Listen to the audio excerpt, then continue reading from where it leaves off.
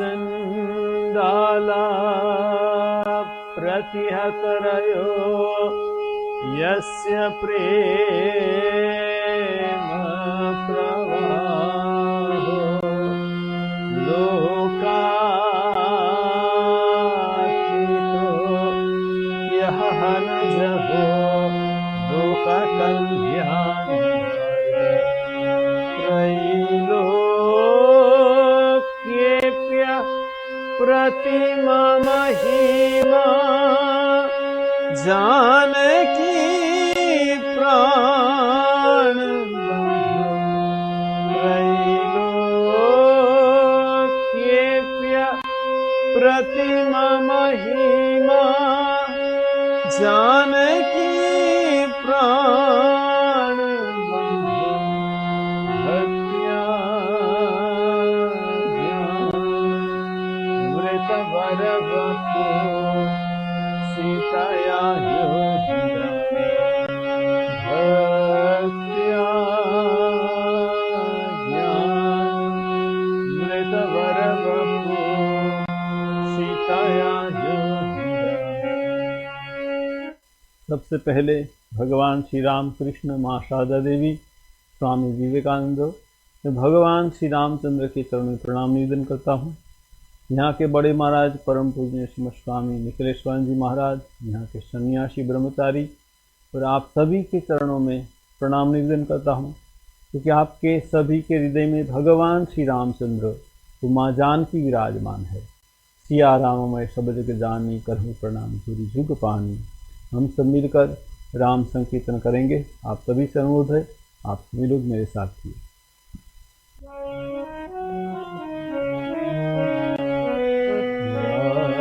सिया राम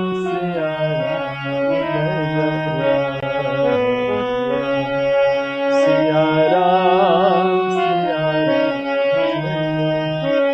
हो मंगल भवन अमंगल हारी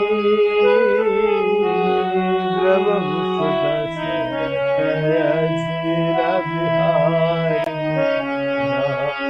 सिया राम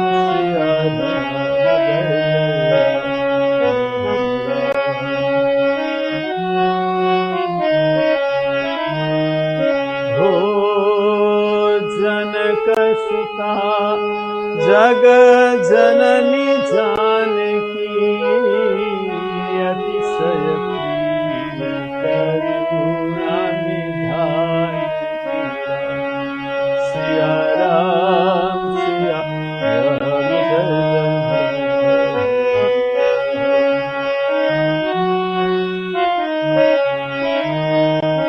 हो ताके जुगपद कमल मनावो जासु कृपा बल मति पाओ सिया राम जय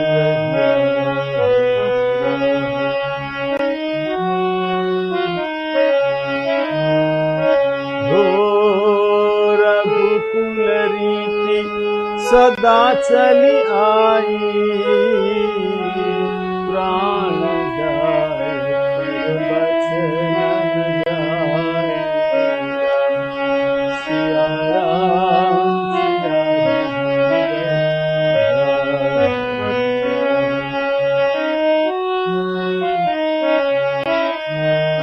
हो जय जय जय हनुमान गोसाई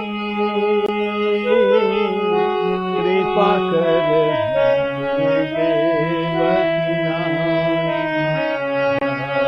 सिया राम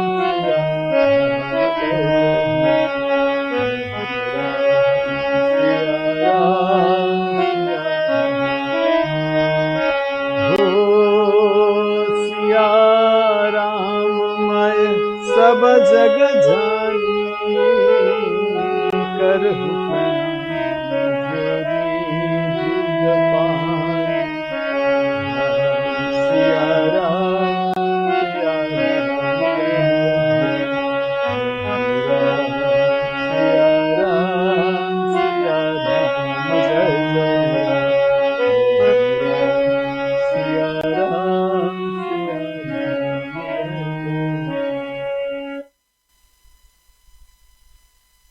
हम चर्चा कर रहे थे कि भगवान शिव तो सती जी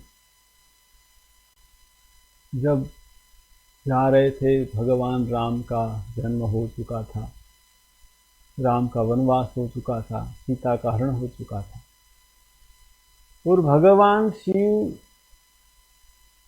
राम को प्रणाम करे, सतीदान में परम धाम रहकर सती ने देखा, भगवान शिव ने समझाया कि वो मेरी शिव राम है, लेकिन सती समझी नहीं, उन्हें सीता का रूप धारण कर परीक्षा की, इसीलिए भगवान शिव ने उनका पत्नी के रूप में त्याग कर दिया।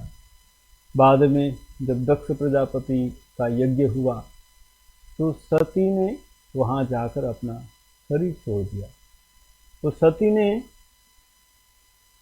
मृत्यु के पहले भगवान राम से प्रार्थना की थी कि मैं भगवान शिव को पति के रूप में पाना चाहती हूँ, ये मेरा शरीर जल्दी छूट जाए और दूसरे जन्म में फिर मैं भगवान शिव को पति के रूप में प्राप्त हो, यही प्रार्थना है। भगवान राम से प्रार्थना की थी।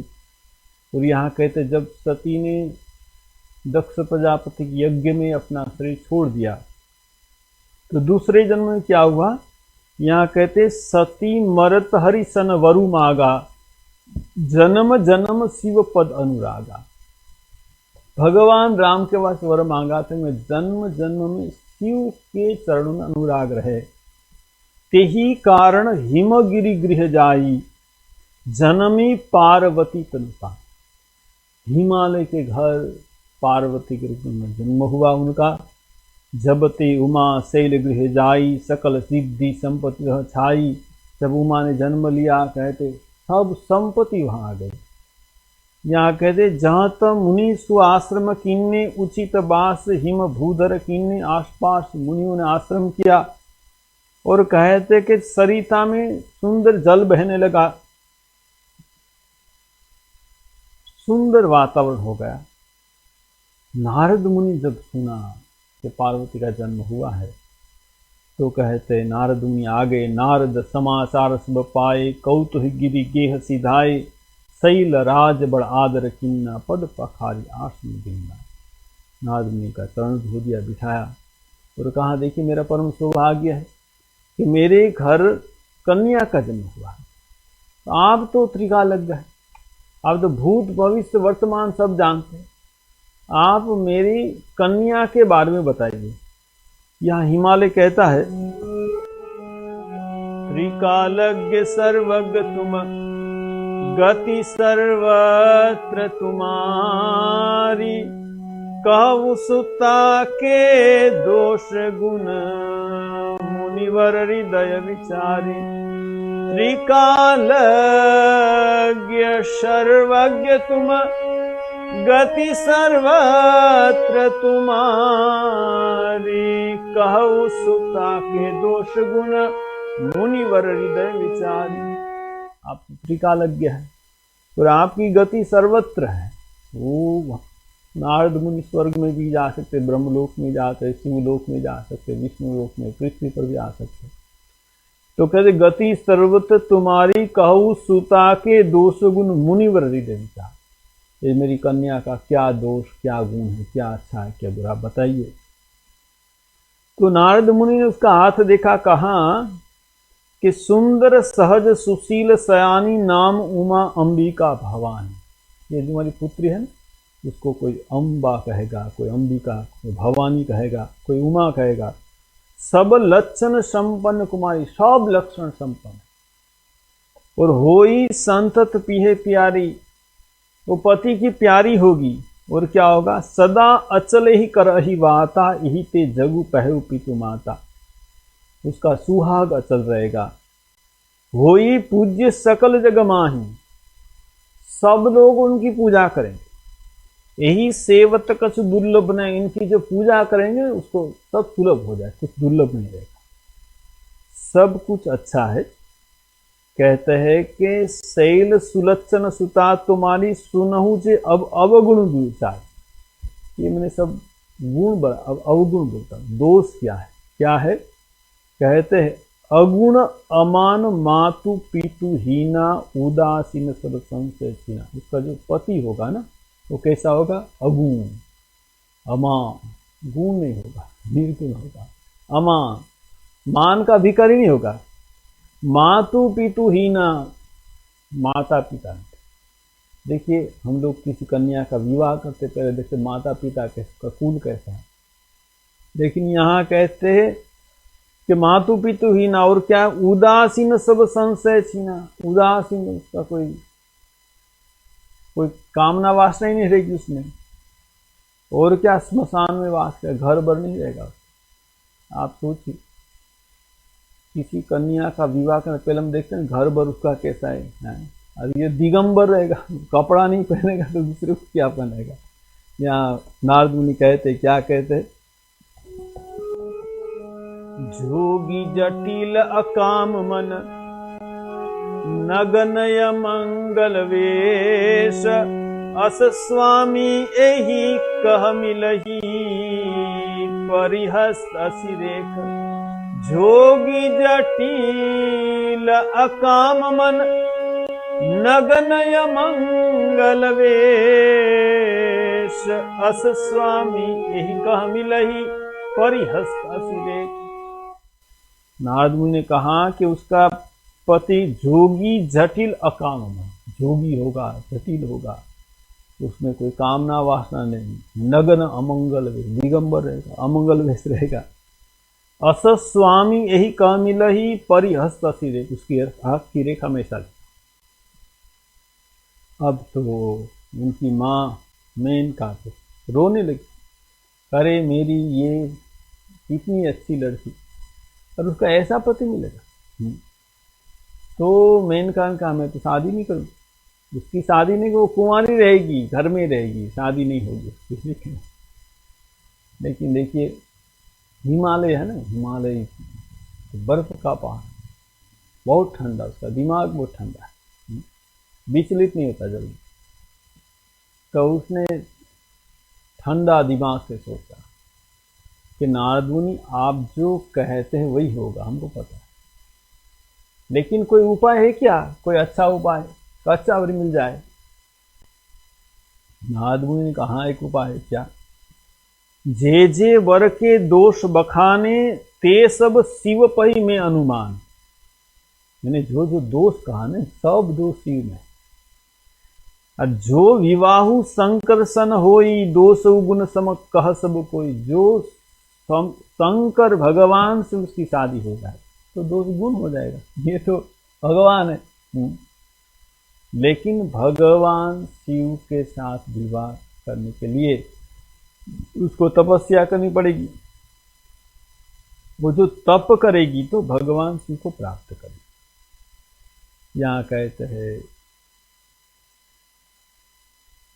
पार्वती को तो बहुत आनंद हुआ, वो तो वही चाहती है भगवान शिव से शादी का। अब जब पार्वती थोड़ी बड़ी हुई तो यहाँ कहते मेनका एक बार अपने पति को कहती है कि देखिए इसके तो ऐसा पति होगा तुम शादी नहीं करेंगे।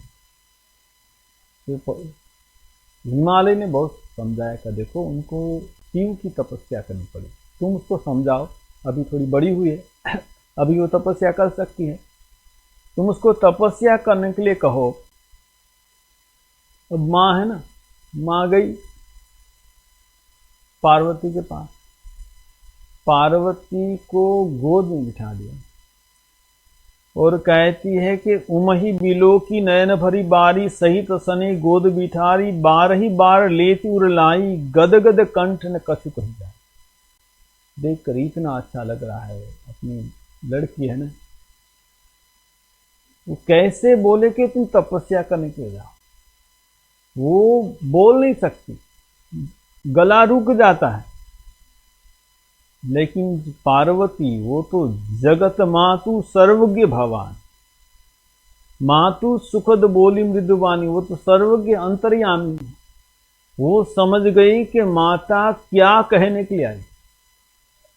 तो यहाँ पार्वती माँ को कहने लगी, क्या कहने लगी? कहने लगी सुनहु माँ तुम्हें दिख अस, सपन सुनावहु तो ही, सुंदर गौर सुविप्रयस, उपदेशहु मोहि। सुनहु माँ तुम्हें दिख अस, सपन सुनावहु तो ही, सुंदर सुविप्रव अस उपदेशहु मोहि। सुंदर गौर सुविप्रवर अस उपदेशहु मोहि। मैंने स्वप्न देखा। स्वप्न में एक ब्राह्मण ने आके मुझे कहा कि तुम शिव की तपस्या, तो माँ तुम मुझे अनुमति दो, मैं शिव की तपस्या करूंगा। माँ तो यही बोलने के लिए आई थी। माता पिता को प्रणाम करके यहाँ कहते कि तपस्या करने के लिए, देखिए कहाँ तप, कन्याकुमारी जहाँ है, एक पैर पर खड़ी होकर तपस्या कर। यहाँ लिखते अति सुकुमारन तनु तप जोगु, इतना सुकुमार शरीर था, तपस्या की योग्य नहीं था, लेकिन फिर भी पति पद सुमेरी तजु सब भोग। देखिए तपस्या करने के लिए क्या करना चाहिए, पहले सब भोग का त्याग करना पड़ेगा। मन में कामना वासना रहेगी तपस्या नहीं। यहाँ कहती है पति पद सुमित तजु सब भोग। अब क्या हुआ, देखिए तपस्या का जब भोग का त्याग, मन से कामना वासना चली जाती, तब भगवान के नाम में आनंद होता है। यहाँ कहते हैं जब उसने सब भोग का त्याग कर दिया, नित नव चरण उपज अनुरागा। देखिए प्रतिदिन उसको अनुराग बढ़ता है, प्रेम बढ़ता है, भगवान का नाम और करे और तपस्या करे, भगवान के नाम में रस आने लगा। देखिए जब कामना वासना चली जाएगी तो भगवान के नाम आनंद आएगा। तो यहाँ कहते हैं भगवान के नाम में आनंद होने लगा। नित नव चरण उपज अनुरागा, भगवान के नाम अनुराग उत्पन्न हुआ। विसरी देह तप ही मनोलाग। देखिए और क्या होता है, भगवान का नाम करके करते करते ये देह का विस्मरण हो जाता है।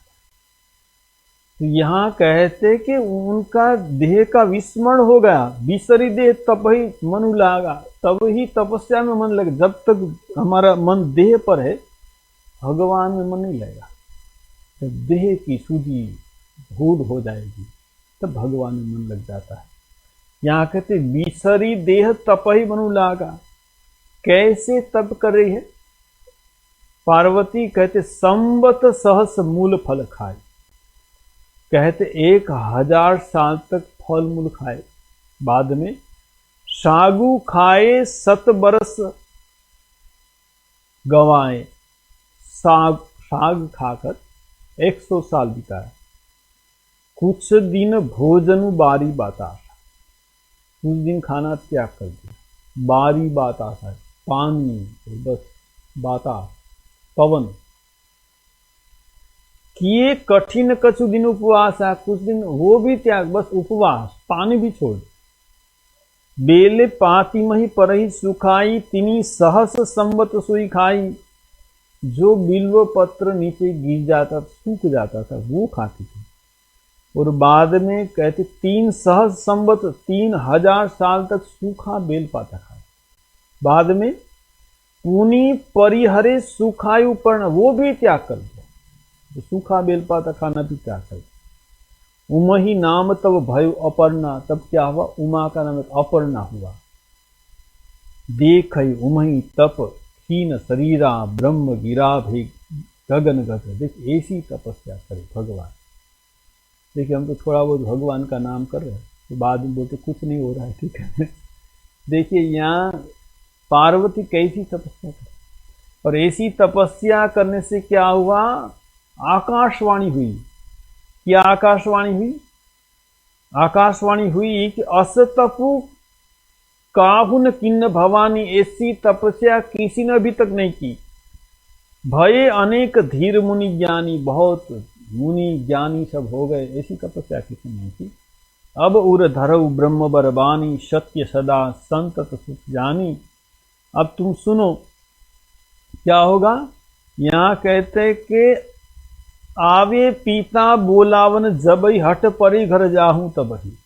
तुम्हारी तपस्या पूर्ण हुई है, जब पिता तुमको बुलाने के लिए आएगा तुम घर जाना।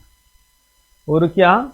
मिलही तुम्हें जब सप्त ऋषि सा जान ही तो प्रमाण ऋषि, जब सप्त ऋषि आ जाए तो यही प्रमाण है कि तुम्हारी तपस्या पूर्ण हो गई, तुम घर जाना, शिव के साथ तुम्हारी शादी।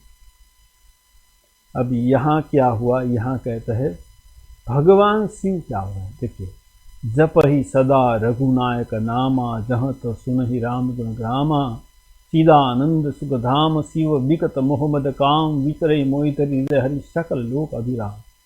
भगवान शिव राम का नाम, राम का नाम करते करते करते करते समाधि गए। यहाँ कहते कि पार्वती तपस्या कर। अब इस समय क्या हुआ?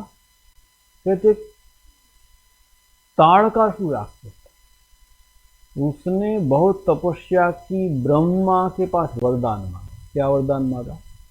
वो तो पहले अमर बनना चाहता है, लेकिन अमर तो किसी को वरदान नहीं मिलता, कुछ नहीं, अमर तुम नहीं होगी। तब उसने कहा कि मैं शिव के पुत्र से मेरी मृत्यु हो।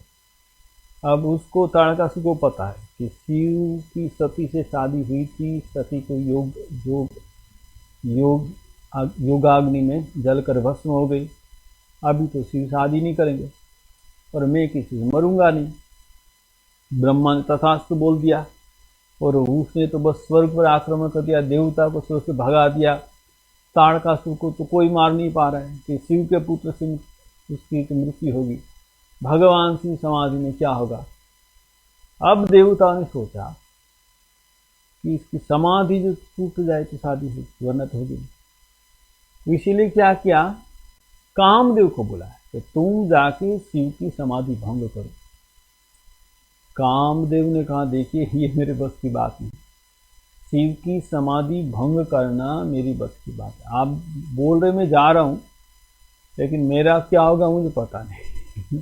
कामदेव को पता है कि शिव की समाधि तोड़ना क्या ऐसी बात है। तो कामदेव कहाँ ऐसी उसने अपनी माया की सृष्टि की, पूरा जगत काम में हो गया। सिर्फ जो भगवान राम की इच्छा से जिनको काम उत्पन्न नहीं हुआ उसको नहीं हुआ, भगवान राम ने इसकी रक्षा की, उसकी रक्षा, बाकी सब काम बस हो गए। कहते ऐसी उसने पूरी जगत पर अपना प्रभाव डाला। समाधि टूट नहीं रही। यहाँ कहते हैं कि कामदेव को आम के पेड़ पर उठ गया और कहते कि वो पुष्प बाण मारने लगा भगवान की समाधि में। और जब पुष्प बाण मारा ना तो भगवान की चंचल हो गए। उसने आंखें खोली तो देखा कि आम के वृक्ष की डाल पर कामदेव बैठा। भगवान शिव का तृतीय नयन खुल गया और अग्नि निकली, कामदेव भस्म हो गया। कामदेव हाहाकार हो गया, कामदेव भस्म हो गया।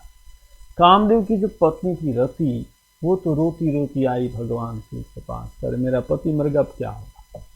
तो भगवान शिव ने कहा अनंग रूप में सबको व्याप्त होगा, तुम चिंता मत करो, तुमको अपना पति फिर मिल जाए। कब? जब भगवान कृष्ण द्वापर युग में भगवान कृष्ण का जन्म हुआ, कृष्ण का जो पुत्र होगा प्रद्युम्न, वो कामदेव प्रद्युम्न के रूप में फिर जन्म लेगा। तब तुम अपनी पत्नी को फिर पालो। देखिए फिर भगवान शिव तो भगवान का नाम करने लगे। अब यहाँ कहते भगवान का नाम करते करते क्या हुआ? भगवान राम प्रकट हो गए। यहाँ कहते हैं प्रगटे राम कृतज्ञ कृपाला, रूप शील निधि तेज विशाला, बहु प्रकार शंकर सराहा, तुम बिन असुव्रत को निर्वाह। भगवान राम प्रकट हो गए और भगवान राम ने कहा कि देखो मैं एक विनती करने के लिए आया। क्या विनती करने के लिए आया? यहाँ कहते अस विनती मम सुनहु शिव, जो मो पर शिव निजने हूँ, जाई विवाह ही शैलज ही यह मोहि मांगे देहूं। अब विनती मम सुनो, मेरी विनती सुनो। देखिए, जिस सती ने योगाग्नि में अपना शरीर भस्म कर दिया, वही सती ने फिर हिमालय की पुत्री पार्वती होकर जन्म लिया है। यहाँ कहते हैं कि बहुविधि राम शिवी समुझा, पार्वती करब जन्म सुनावा। अति पुनीत गिरिजा के करनी, बिस्तर सहित कृपानिधि वर्णी। भगवान राम ने पार्वती के जन्म की पवित्र कथा सुनाई। देखिए, यहाँ एक बात सोचने की है, जिस सती ने भगवान राम की कथा नहीं सुनी, वही भगवान राम उनकी कथा शिव को सुना रहे। देखिए, ये भगवान राम है, ठीक है। सती ने कथा नहीं सुनी, ठीक है, लेकिन भगवान राम उनकी कथा किसको सुना रहे? शिव को। और कहते मेरी विनती है क्या? मेरी विनती, मेरे पर तो आप बहुत स्नेह करते हैं, तो जाई विवाहु शैलज ही यह मोहि मांगे। तो मैं आपके वास्ते मांगने के लिए, विनती करने के लिए आया हूं कि आप पार्वती से विवाह कीजिए। यहाँ कह शिव जदपि उचित सुना, भगवान शिव ने अब विवाह करने का मन नहीं, लेकिन आप जो कहते हैं, तो आपकी जो आज्ञा है ना, ये मैं सिर पर धारण करता हूँ। तो भगवान राम ने नहीं, सिर पर धारण मत कीजिए, क्योंकि आपके सिर से गंगा बहती है, मेरी आज्ञा भी कहीं बह जाएगी, ठीक है ना। आप मेरी आज्ञा को हृदय में धारण कीजिए। तो कहते कह प्रभु हर तुम्हारपन रहु, असुर राख्यु जो हमको। मैंने जो कहा ना, आप हृदय में धारण। तो भगवान शिव ने कहा ठीक है। अंतर धान भय असभासी, शंकर सोई मूर्ति उराज। भगवान राम अंतर ध्यान हो, भगवान शिव ने वो राम की मूर्ति को हृदय में धारण। देखिए, यहाँ एक बात बहुत सोचने की है, जब कामदेव आता है तो भगवान को भस्म कर देती है। राम आते तो उनकी बात मान लेते। तो यहाँ भगवान शिव शादी करते, काम के वशीभूत होकर शादी नहीं करते, राम के वशीभूत होकर शादी करते। अब हम फिर कल चर्चा करेंगे भगवान शिव की शादी, विवाह कैसे होता है। बहुत बढ़िया विवाह का प्रसंग है, भूत प्रेत पिशाच सब विवाह में आते हैं, बहुत आनंद से विवाह होते हैं। तो आप सभी को निमंत्रण है, फिर आप लोग पधारे, कल भगवान शिव की शादी होगी। अब हम सब मिलकर भगवान श्री राम का संकीर्तन करते। आप सभी से अनुरोध है, आप सब मेरे साथ संकीर्तन करें।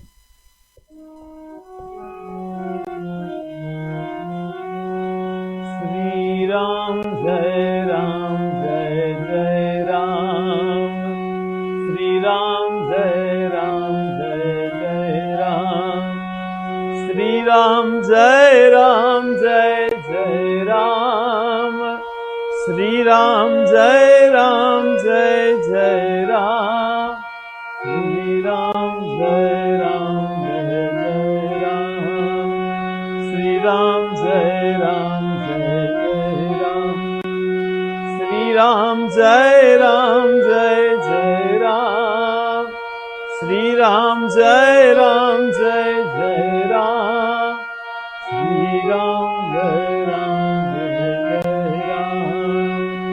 श्री राम जय राम जय जय राम, श्री राम जय राम जय जय राम, श्री राम जय राम जय जय राम, श्री राम जय राम जय जय राम, श्री राम जय राम जय जय राम, श्री राम जय राम जय जय राम, श्री राम जय राम जय जय राम, श्री राम जय राम जय जय राम, श्री राम जय राम जय जय राम, श्री राम जय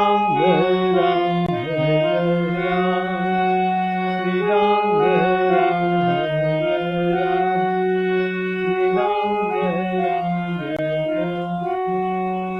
बोलो सियावर रामचंद्र जी की जय, पवन सुत हनुमान की जय, उमापति महादेव की जय, शारदावर राम कृष्ण की जय, सदगुरुदेव की जय।